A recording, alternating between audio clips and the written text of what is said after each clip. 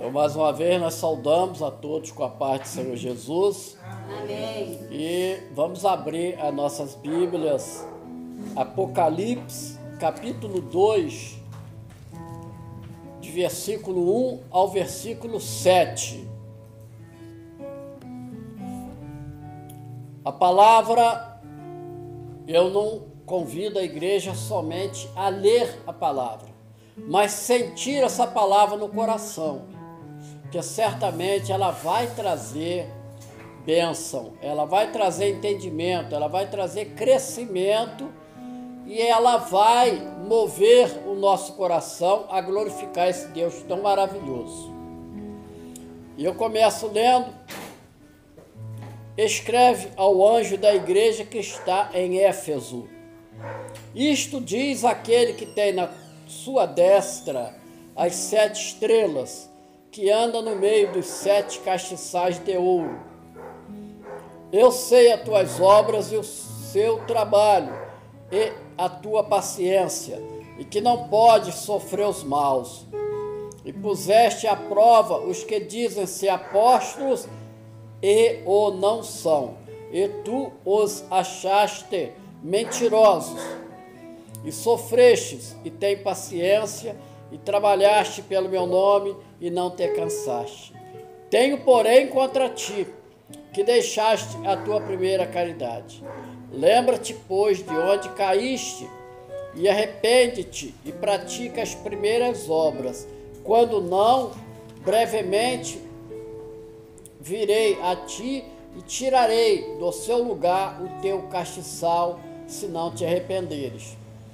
Tu tens, porém, isto, que aborrece as obras dos nicolaítas, as quais eu também aborreço. Quem tem ouvido, ouça o que o Espírito diz às igrejas. Ao que vencer, dar-lhe-ei a comer da árvore da vida, que está no meio do paraíso de Deus. Até aqui, louvado, glorificado e exaltado é o nome do nosso Deus. Te convido a estar fechando vossos olhos. Nós vamos levantar uma oração ao Senhor, nos preparando para receber de bom grado esta mensagem. Quando nós dizemos em nome do Senhor Jesus: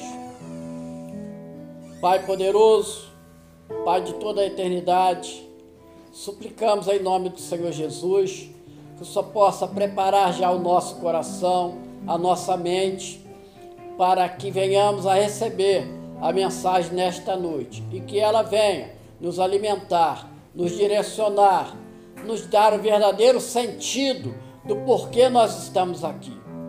E assim, Senhor, nós queremos glorificar e adorar o Teu nome, porque sabemos que nesta noite, mais uma vez, é um bom encontro com o Deus Criador de todas as coisas. Assim manifesta no nosso meio. Nós oramos, te agradecendo, em nome do Senhor Jesus. Amém e amém. Graças a Deus, louvado seja o nome do Senhor. Então, meus amados, minhas amadas, esta é uma das 7 cartas escritas às igrejas. E, conforme todos sabem, o apóstolo João, ele estava ali, prisioneiro, na ilha de Pátimos, não como um malfeitor para Deus, mas aos olhos do homem ele estava ali porque ele pregava a palavra da verdade. E tudo o que o homem não queria, e isso continua até os nossos dias, é ouvir uma palavra da verdade. Isso choca, e o dominador, ele procura calar a boca. Entretanto, a palavra de Deus, ela vai sempre prevalecer. Louvado seja o nome do Senhor. Então, veja bem, o Senhor Jesus, ele escreve essa carta à igreja ali de Éfeso. Éfeso é a mesma igreja que vai receber uma carta de Paulo. E Paulo, ele vai orientar aquela igreja de que as batalhas espirituais, elas eram terríveis para dizimar os homens, porque elas se manifestavam nos principados e potestades nos ares. Então, não era algo material e visível a olho nu.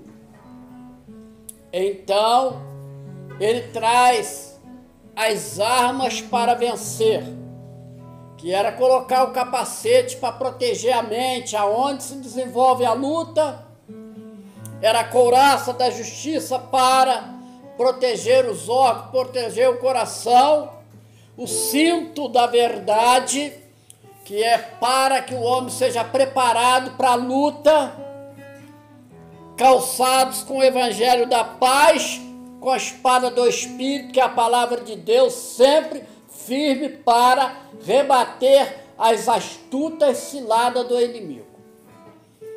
E o Senhor Jesus, ele vai visitar e entrega uma mensagem para aquela igreja.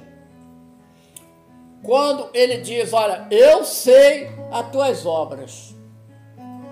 O olhar de Jesus está sobre a sua igreja. Ele conhece as obras dessa igreja. Ele conhece as obras da sua igreja. E ele vai apontar aonde esta igreja de Éfeso, ela vai estar enganada. E ele diz assim, olha, eu sei as tuas obras e o teu trabalho, e a tua paciência. Era uma igreja que trabalhava, era uma igreja que era paciente, aguardando a volta do Senhor Jesus. Portanto, era uma igreja profética. Nós, como igreja, somos pacientes. As tribulações vêm, as dificuldades vêm, mas nós olhamos para o profético, sabendo que um dia todas as lutas cessarão, sabendo que um dia o Senhor nos chamará para viver eternamente com Ele e todas as nossas lágrimas serão enxutas. É a palavra e nós aguardamos. Mas vamos prosseguir. Ele diz assim, eu conheço o teu trabalho e a tua paciência. E você, igreja, não vai sofrer a ação dos maus. A ação dos maus é o costume, é copiar as coisas pecaminosas, é achar que a palavra ela pode ser mudada, é manipular a palavra ao bel prazer, é fugir daquilo que o Espírito Santo tem revelado a cada igreja. Então, o Senhor diz assim, olha, eis que vocês puseram à prova os apóstolos, e que na realidade não são apóstolos, porque tu os achaste mentirosos. Eu paro aqui, porque essa orientação que Jesus dá para a igreja, ela é uma orientação que ela caminha ao longo dos anos. Eu abro um breve parênteses para explicar aos amados irmãos para entender isto. Veja bem, os que se dizem apóstolos, essa questão de apóstolos, ela vai surgir algumas décadas atrás, onde pessoas se levantaram dizendo-se apóstolos e trazendo uma nova filosofia de servir a Deus, diferente dos ensinamentos do Evangelho, quando se propagou o ensino. Eu não vou dizer que é teologia, porque a teologia é teo, é Deus, logia é ensino. Então, teologia quer dizer ensino sobre Deus, naquilo que o homem pode alcançar, porque nem tudo o homem consegue alcançar pela grandeza de Deus. Então, o que vai acontecer? Alguns homens, dizendo ser apóstolos, entraram naquela igreja de Éfeso, trazendo uma nova doutrina. E eles colocaram à prova, ou seja, eles compararam aquele ensino à luz da palavra. E eles verificaram que não se encontrava à luz da Bíblia. Então, eles rejeitaram aquele ensino. Mas isso vai prosseguir até os nossos dias. Hoje nós temos aí no nosso meio, sem entrar em crítica nenhuma quanto a igrejas, mas nós temos os apóstolos. Precisamos tomar cuidado, porque uma característica move esses apóstolos. E sempre voltado para, não vou dizer teologia não, para a prosperidade. Independente de qualquer coisa, prosperidade. Mas ao lado da prosperidade, eles pregam a lei da semeadura. Você semeia com R$1.000 e você vai ganhar 10.000. Você semeia vendendo o seu carro e você vai ganhar 2 carros. Os amados irmãos e irmãs podem observar os apóstolos que aí estão. Não vou citar nome, porque certamente esta mensagem, ela é uma mensagem gravada e ela vai se estender a muitas pessoas em outros estados. Mas os irmãos precisam pesar os espíritos. E nós observamos que se prega muito pouco esses apóstolos sobre o que Paulo, ele diz, de que ele sofreu para pregar a palavra, cumprindo essa profecia do seu chamado. Quando o Senhor Jesus, ele chama Paulo, ele diz assim, olha, este é um vaso. Ele vai sofrer muito para que o meu nome seja glorificado. E isso se cumpriu. Ele foi açoitado, ele foi apedrejado, ele pregando que era correto, ninguém achando nada contra ele, levava chicotada. Ele aprendeu a ter fome, sofreu naufrágio, tudo para cumprir a vontade do Senhor. Então, não há essa facilidade que se prega. Então, essa igreja de Éfeso, ela expurgou esses ditos apóstolos. A igreja hoje, ela precisa estar atenta. Mas, pastor Carlos, atenta a quê? Aquilo que ouve, filtra a luz da palavra, busca a orientação do Espírito Santo, e não são os discursos maravilhosos que irão trazer a presença do Espírito Santo. Porque o Espírito Santo tem preparado um povo humilde, tem preparado um povo disposto a ouvir, tem preparado um povo que está sendo separado deste mundo, que não vai para os modismos.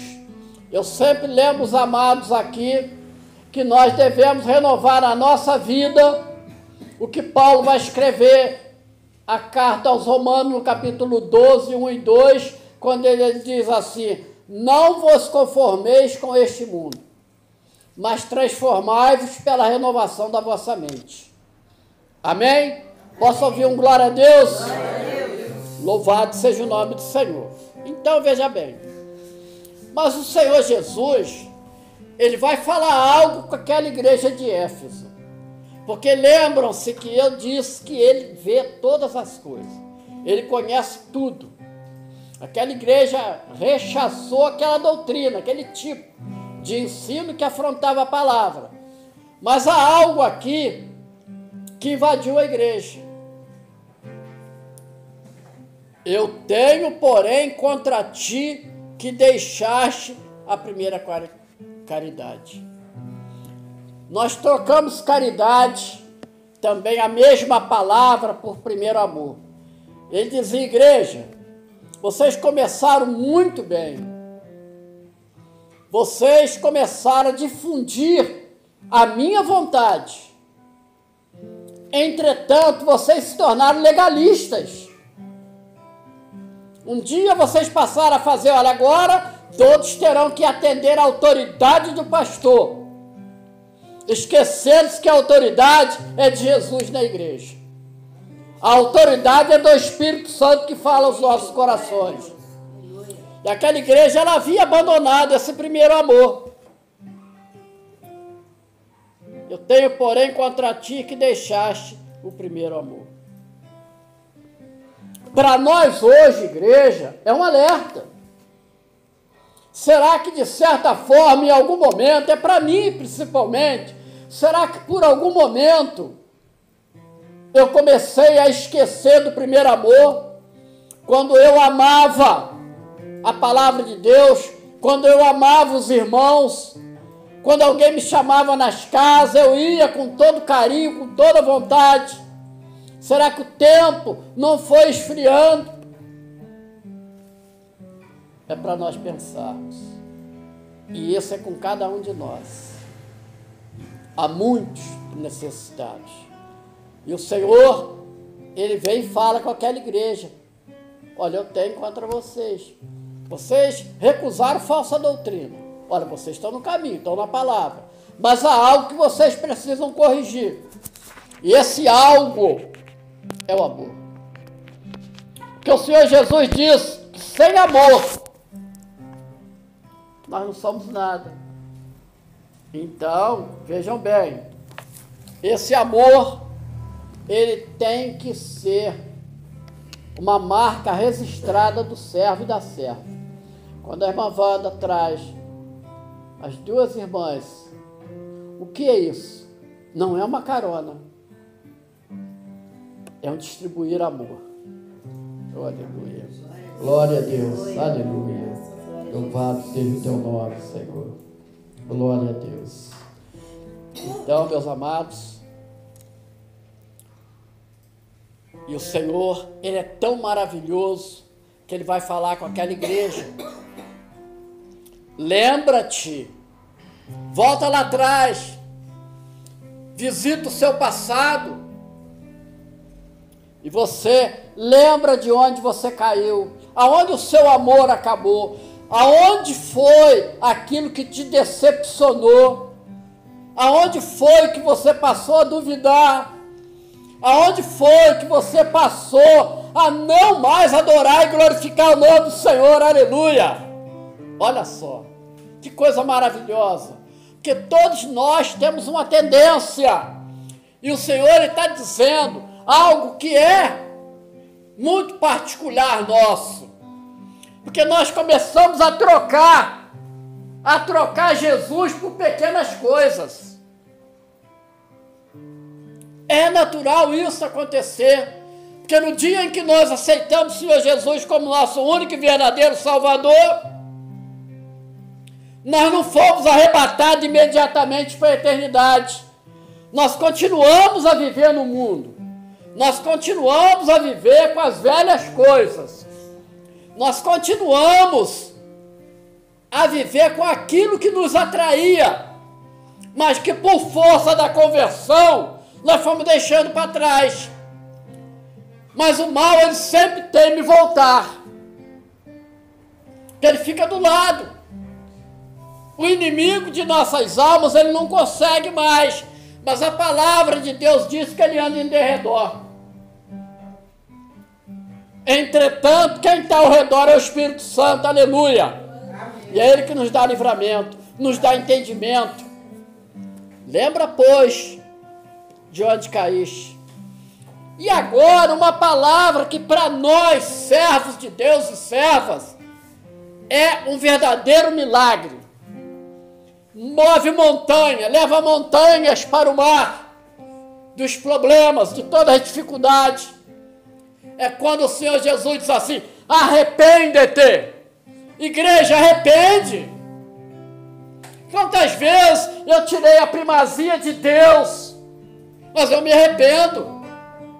Eu quero colocar o meu Deus à frente de todas as coisas. E meus amados,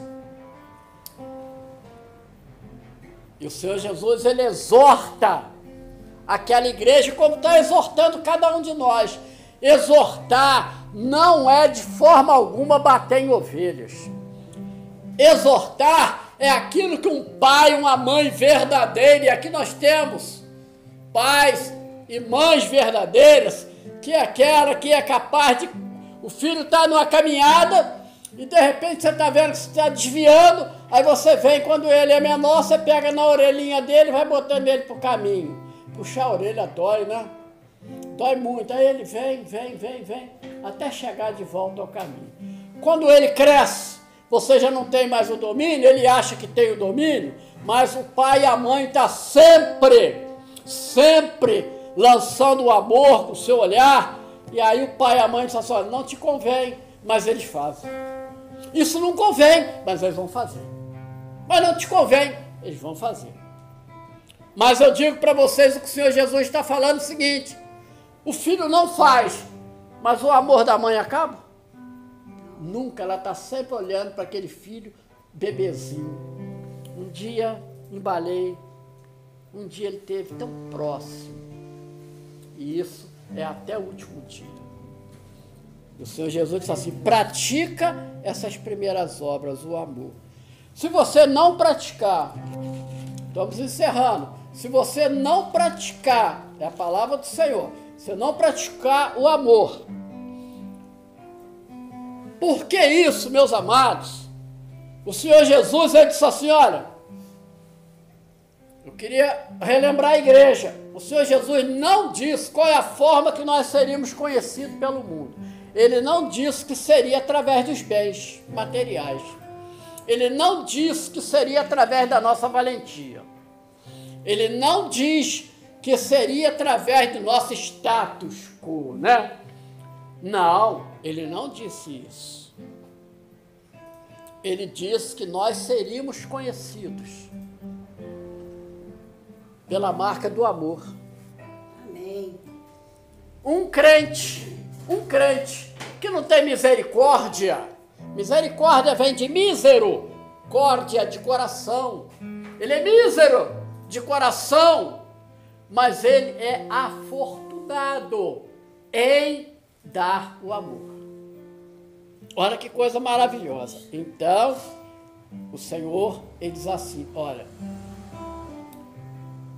tem porém isto, que aborrece as obras dos nicolaítas, as quais eu também aborreço. Olha, aquela igreja, ela estava tranquila, só estava faltando um pouquinho nela, e esse pouquinho fazia toda a diferença. Faltava o amor.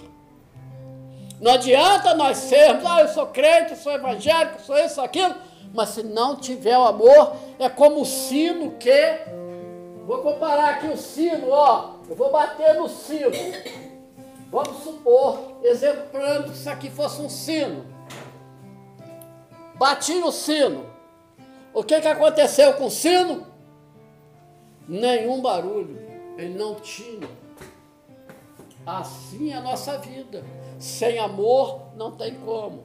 Então, o Senhor diz assim: quem tem ouvidos, o que nós podemos repetir? Ouça quem? O Espírito. O que ele diz às? Então eu aprendo aqui algo e compartilho com os amados. O Espírito Santo fala com a sua igreja. O Espírito Santo não se preocupa com o mundo. Ele fala com a sua igreja. E ele quer usar você com seu amor para levar a palavra de que nesse mundo perdido há um Deus capaz de salvar. Louvado seja o nome do Senhor. Então ele diz para a igreja: olha, ao que vencer. Olha que coisa maravilhosa, amados. Ao que vencer. Eu creio, você crê? Louvado seja o nome do Senhor. Ele disse assim: eu dar-lhe-ei a comer do fruto da árvore da vida, aleluia, glória a Deus, amém. Olha, e em Apocalipse, lá no finalzinho, diz assim: e aquela árvore ela dá um fruto, e esse fruto ele tira todas as lágrimas, todas as dores, todos os prantos, e ali não haverá mais morte, porque ali tudo é puro amor, aleluia, glória a Jesus. Ela está no meio do paraíso de Deus. Então é a promessa para a igreja, que é capaz de se corrigir. É a promessa de Deus para a igreja, que é capaz de olhar para trás. É a promessa de Deus para a igreja, que é capaz de se corrigir, e que avança, e que aguarda. Para onde você está indo? Eu estou indo para a eternidade. Diz comigo, repete: eu estou indo para a eternidade. Eu vou encontrar com o meu Deus. Jesus me aguarda. E alguém diz assim para você: espere, espere. Não, a sua resposta é: não posso esperar. Ele tem pressa de aqui chegar. Não posso esperar. Louvado seja o nome do Senhor, amém? Que o Senhor possa nos abençoar ricamente. Glória a Jesus.